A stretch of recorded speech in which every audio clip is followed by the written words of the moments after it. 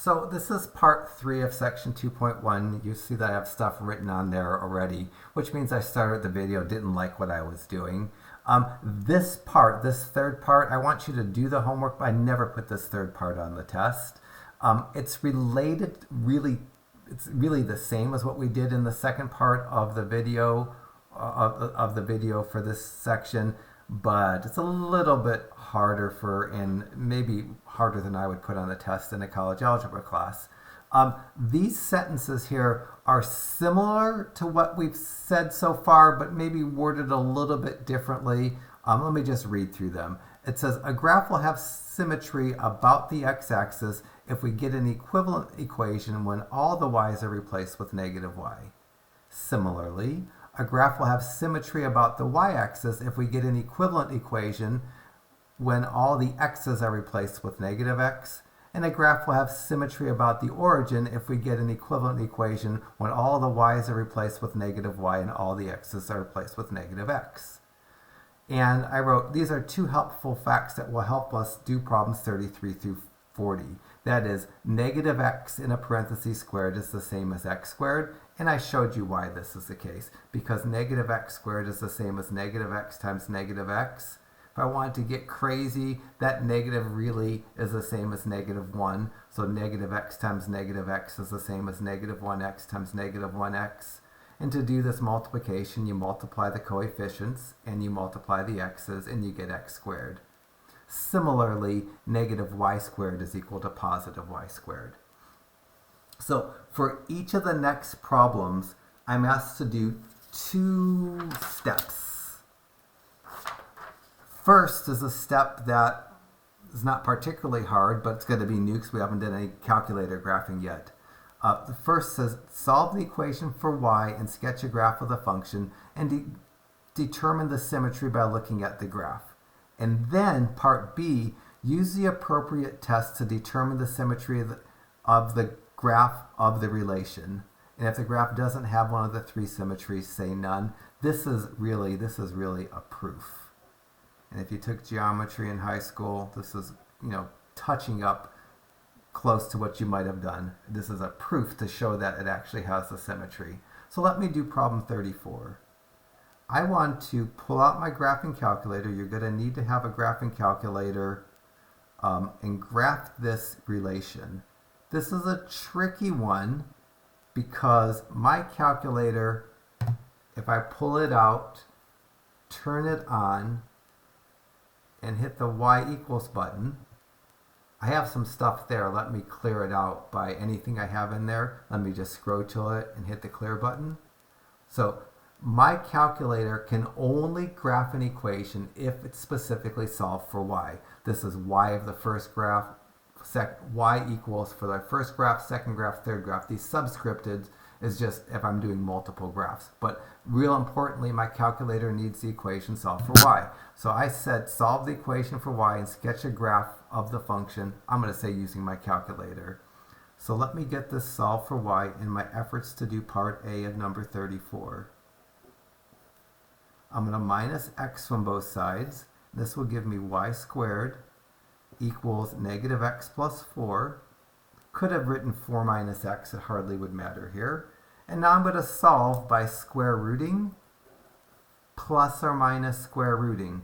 When I found x-intercepts at the beginning of this section, I did the plus or minus technique, and that's going to be necessary here.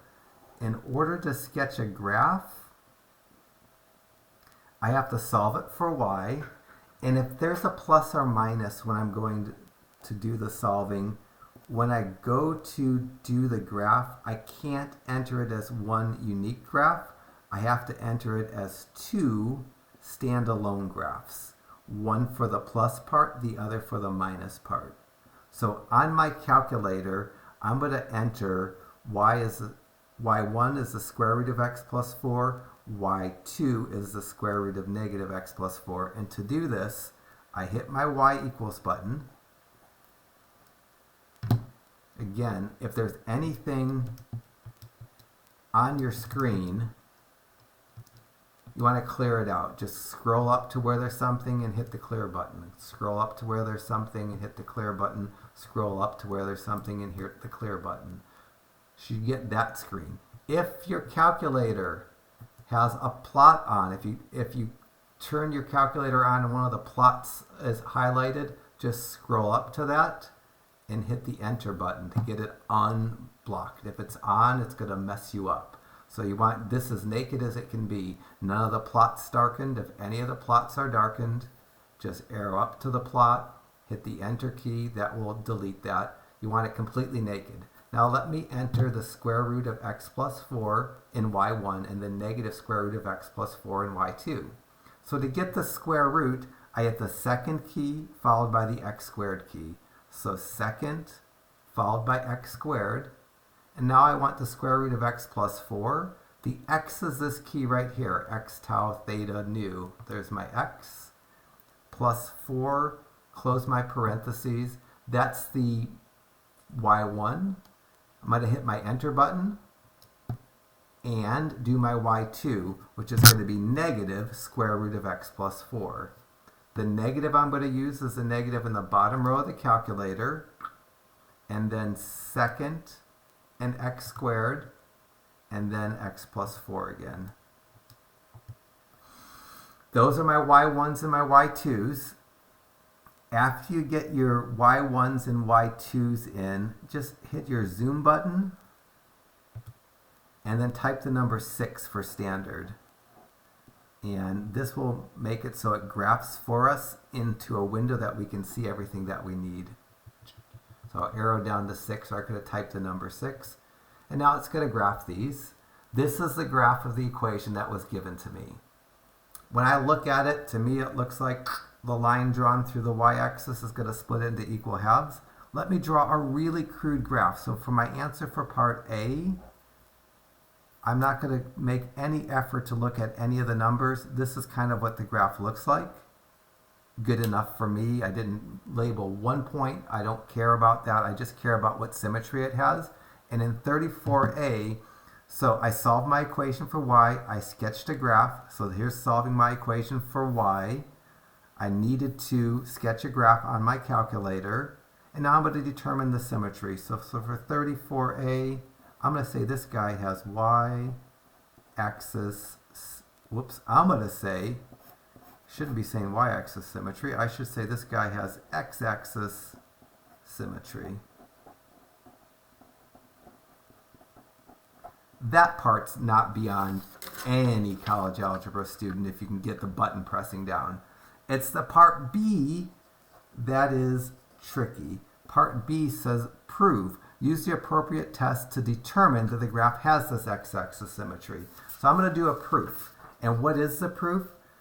A graph will have symmetry about the x-axis if we get an equivalent equation when all the y's are replaced with negative y. So here's my proof.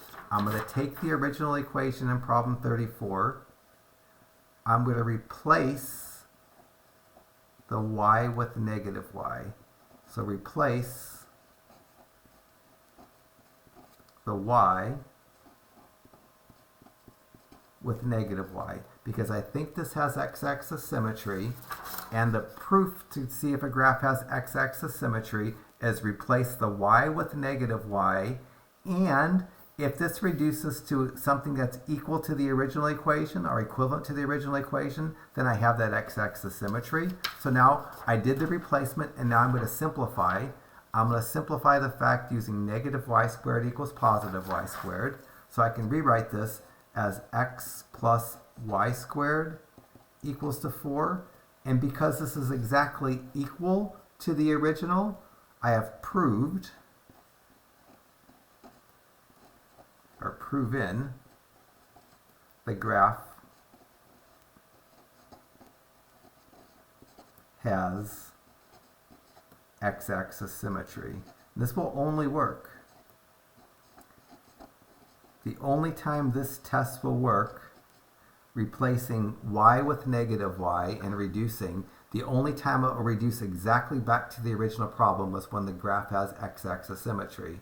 If the graph didn't have x-axis symmetry, it wouldn't reduce back to the original problem. So that's everything for 34. And we'll move on to 36, and you'll do 33. So 36. Step 1, solve the equation for y. Oh, let me do that and sketch a graph for the function. So in problem 36, when I go to do part 36a, I'm going to take the equation y plus x squared equals to 9 and solve it for y by subtracting x squared from both sides. And I'm going to get y equals negative x squared plus 9. I was able to solve it for y and I didn't have to square root. So I'm beginning to get done with part A. This is solving my equation for y. Now I'm going to graph this. I don't need to enter a y1 and a y2 because I didn't have to square root to solve for the y. So on my graphing screen, I'm going to enter y1 equals negative x squared plus 9 using the negative in the bottom row of the calculator. So I'm going to hit my y equals button. Let me clear and clear to get that last problem out of there. And now I'm going to do the negative in the bottom row of the calculator, x, and then hit the x squared key, plus 9. In our class, I could generally just hit zoom in standard to graph 99% of the equations we're going to graph. Because I already hit zoom standard the last time, I could just hit the graph button. Because I've already set my window to be something appropriate, this will work just fine. So, done with the solving the equation for y. Now the graph looks like this. So, what I'm supposed to do for each of the part A's in 33 through 40, solve the equation for y, graph it on my calculator. The answer that I want to get down is what symmetry this has, and this apparently has y-axis symmetry. So for 36a, this looks to have y-axis symmetry. These don't make it on the test, so they're not probably the nicely worded questions that I might normally come up with. Solve the equation for y, sketch the graph, figured out the symmetry. 36b, I want to prove that it has the appropriate symmetry. And how do I prove a graph has y-axis symmetry? A graph will have y-axis symmetry if we get an equivalent equation when all the x's are replaced with negative x. So to prove a graph has y-axis symmetry, you take each x, you replace it with a negative x, and you simplify. If it simplifies the original problem, it has y-axis symmetry. So I'm going to change the x to negative x and simplify. And if it simplifies exactly the original problem, I have y-axis symmetry. If it doesn't simplify exactly to the original problem, it won't have y-axis symmetry. So I'm going to take my equation, y plus x squared equal to 9, change the x to negative x, change the x squared to negative x squared. Now I'm going to use the fact that negative x squared equals positive x squared. This gives me y plus x squared equals to 9. And so I have proven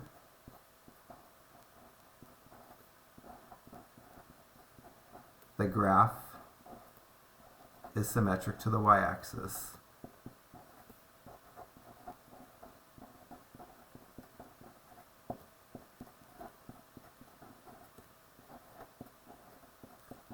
Because, very specifically, because I was able to replace the x in the problem with negative x, and it simplified to the original problem. So a graph has y-axis symmetry. Visually, if a line that goes through the y-axis would cut it into equal halves. Algebraically, if I can replace each x in the problem with negative x and it reduces to the original problem, it has y-axis symmetry. 37 and 38, same instructions. Solve the equation for y, sketch a graph, and part A, determine the symmetry. Well, in problem 38, I don't really need to solve it for y. It's already done for me. So in problem 38a, I'm going to jump right into sketching a graph using my y1. And on my calculator, I have to use the divide sign instead of a fraction because mine's an older version of the TI-84. So I'm going to hit my y equals button, make sure there's nothing in there, clear it, anything out there that's in there. Type 5 divided by, and then the X key. And because I've already have a nice window, I'm just going to hit the graph button. And my calculator draws a portion in the third quadrant that looks like this, a portion in the first quadrant that looks like this, and that's probably an origin symmetry. If I take the portion of the graph in the first quadrant, reflect it over the x-axis, and then again reflect it over the y-axis, I should get a duplicate piece. So for 34a, I think that this has origin symmetry. Just visually, this is what origin symmetry looks like. You have equal parts in opposite quadrants. Here's the first quadrant and the third quadrant. They're diagonal opposite quadrants, I guess. Let me do 34b. Let me prove that this actually has the symmetry, or 38. Let me do 38b. Let me prove this has the symmetry. How do I prove something has origin symmetry? A graph will have symmetry about the origin if we get an equivalent equation, meaning after I do the algebra, it reduces to the original equation, if all the y's are replaced with negative y and all the x's are replaced with negative x. So in this problem, to prove that it really does have origin symmetry, I'm going to take the y in the problem and change it to negative y. I'm going to change the x in the problem to negative x. This has to simplify to the original problem, doing some algebra. Unfortunately, I can't do the cheap algebra of just changing a negative squared to a positive. I need to do more complicated algebra. And the more complicated algebra is going to be to multiply the whole equation by -1, which means to multiply the negative y by -1 and to multiply the 5 over negative x by -1. This for me is enough, but I'll do more for you so you can see what more can be done. On the left-hand side, I'm multiplying two negatives, so I should get a positive, and anything times 1 is itself. On the right-hand side, I'm multiplying two negatives, and two negatives multiply via positive, and anything times 1 is itself. So negative times a negative is a positive. 1 times 5 over x is 5 over x. So the right-hand side is going to reduce to positive 5 over x specifically because negative times a negative, it doesn't matter if the negative's in the denominator or in the numerator, negative times a negative is a positive. 1 times 5 over x is 5 over x. So algebraically, this reduces to the original problem, so I have proven the graph has origin symmetry.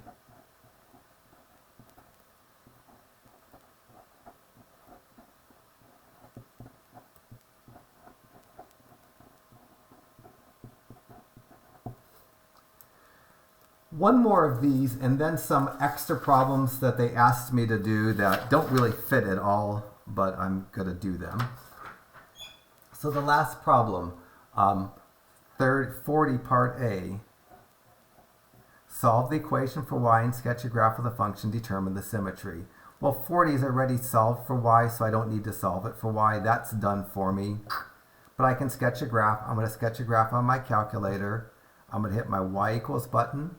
I'm going to clear the junk out that I have in there, and I'm going to enter x and then hit the squared key for x squared, and then plus 6 and then hit the x key, and then plus 3. I've set this up so I could just hit the graph key because I already have the standard window, or I could go zoom in standard to sketch my graph. Zoom and standard. I don't know what I hit. I didn't hit zoom standard. What's going on here? Window. Oh, I have no idea. Whoa, that's a bizarre window. Zoom standard? There it is. I don't know what I was hitting. When I look at this graph, again, I don't need to draw it that accurately. This graph looks something like this. And it doesn't have symmetry to the x-axis because a line drawn through the x-axis doesn't make equal top half and bottom half.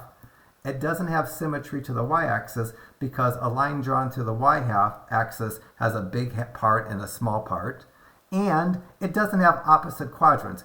Here, there's a portion of the graph in quadrant 2. There'd have to be a corresponding portion of the graph in quadrant 4 for it to have a chance to have origin symmetry. Any portion of the graph in quadrant 1 has to have a double flip in quadrant 3. Any portion of the graph in quadrant 2 has to have a double flip in quadrant 4. It's not symmetric to the x-axis because the line drawn through the x-axis doesn't make an equal top and bottom half. It's not symmetric to the y-axis because the line drawn through the y-axis makes unbalanced halves. And it's not symmetric to the origin because this piece right here in the second quadrant doesn't have a portion in the fourth quadrant. So it doesn't have any of the symmetries. So I'm just going to say this guy right here for part A, it has none of the three symmetries. This should say symmetries, idiot.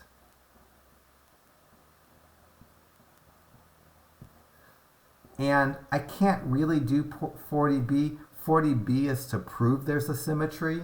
And because it doesn't have a symmetry, I can't prove it. So this right here, we're just going to skip 40b because it doesn't have any of the symmetries. There's no way to prove that it has one of them because it doesn't have any of them. One more problem. And, oh, maybe we'll do two. Maybe I'll do 41 with you. I'm asked to give you some common graphs. Anytime you're asked to do a graph, it's nice if you know what the shape's going to be. And if you have an x squared, you usually expect the shape to be a parabola.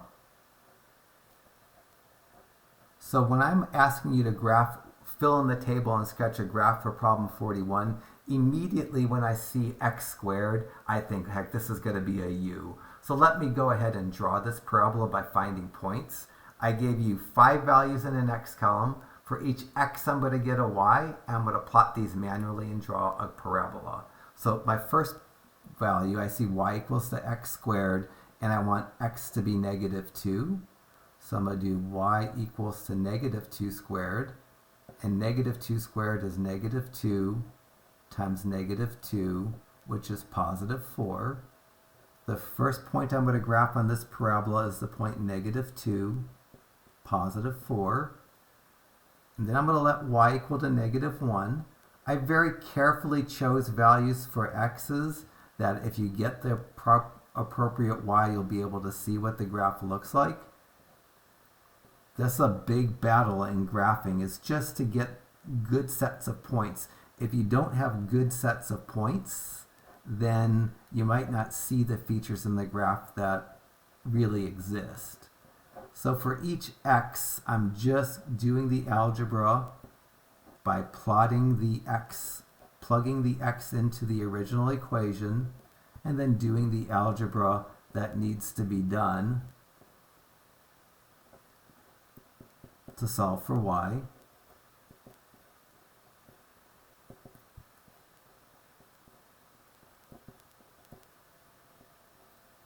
And because I knew this was going to be a parabola, I'm going to connect these points with a u, or a parabolic shape.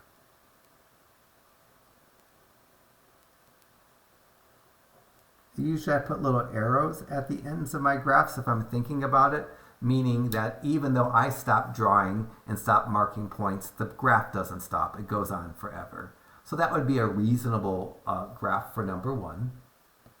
Or number 41, which feels like number 1 because it's completely different than anything we've done. You might want to do 43. Square roots are usually, if I ask to graph a square root, it's usually kind of just a half of a parabola.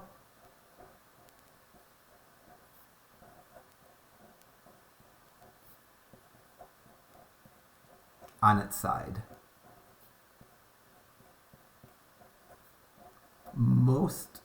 If I see graph a square root, I expect to see something like that, maybe like that, a half a parabola on its side. So heck, let's just do this together. Let me get these y's because they're a little bit confusing. So for each x, I need to get a y. And this is the first time that I don't have a graph pre-made because I didn't plan on doing this. Let me get lazy because I don't want to mark all the way out by 1 to get out to 16. So let me get my y's. For my first y, I'm going to get y is the square root of negative 2. And you should know that that's the square root of 2 times I, because the square roots of negatives are imaginary numbers. And this is not going to show up on my graph. I'm going to say not a real number in my y coordinate, because when I graph with x-axis and y-axis, I'm only graphing real numbers. I'm not graphing imaginary numbers. We barely do any imaginary numbers in our class, so this is not that big of a deal for these first 2 points. For my second point, I'll go y is the square root of negative 1. The square root of negative 1 is I, and that's also not a real number. It's not going to show up on my graph either. So my first 2 points aren't going to show up on my graph, which means there's going to be no graph above negative 1. There's going to be no graph above or below negative 2. Third, y equals the square root of 0. If I don't know that the square root of 0 is 0, I turn my calculator on. Second and quit to get to the main screen. So second and quit gets me out of that graphing mode. And then second and x squared for square root, and then 0. I don't think I need to close the parentheses, but I will. The square root of 0 is 0. So the first point I'm about to graph is the point 0, 0. And now I'm going to plug in 1. Second, x squared, square root of 1 is 1. See, I don't have to close my parentheses. My next point is going to be the point 1, 1. And then y equals the square root of 4. I know that to be 2. I'm not going to pull out my calculator to do the 0.42. And then y equals the square root of 9, and I know that to be 3, so then I'm going to make the 0.93. And lastly, y equals the square root of 16. I know that to be 4, so the 0.164. And it should look something like this. Maybe make that the 0.164. So if I wanted to do this on my calculator, that will draw a nicer graph. Or if I had graph paper, I would have drawn a nicer graph. My graph got really out of control because I took no care at all to mark up my x-axis. I didn't take much care to mark up my y-axis. So let me show you what the square root of x should look like and give you some window practicing. So I'm going to go y equals clear second and x squared, type the x key, close my parentheses. You'll see on my x-axis I have numbers all the way out to 16. Well, if I punch this window button, it says my smallest x is negative 10, my biggest x is positive 10. If I want to make my graph go all the way out to 16, I need to change that x max to 16. If I make that change, leave the window at my standard window, except with the x max change to 16, then I can hit a graph button and see a much better graph than I have. It's a half a parabola on its side. Because of the pixelation here, it looks like it's stepping up. That's supposed to be a smooth graph. More smooth like this than that. I'm really surprised it looks like that. So let me hit zoom in standard and see what it does look like if I don't drag it all the way out. Still looks like it's stepping. It's just, it's an older calculator. I have a newer calculator, which is awesome, but it doesn't seem to show up on the graphs. When I hit y equals, and if I did second square root of x and did a graph on it, nobody's going to see it, which really bums me out. I just can't get my this calculator's graph to show up. So it's garbage for me. It's a great calculator, but it doesn't show up. So anyways, that's as far as I want to go. This whole third video, filling out the table and completing a graph and proving what kind of symmetry a graph has, those don't come on the test. Part part 1 and part 2, big deal. Those come up on the test. The rest of this, part 3, I don't put it on my test, but I'm required to teach it. And you might see it if you take a calculus class. So it's good to know, but I'm not going to test on it and won't come up again in our class.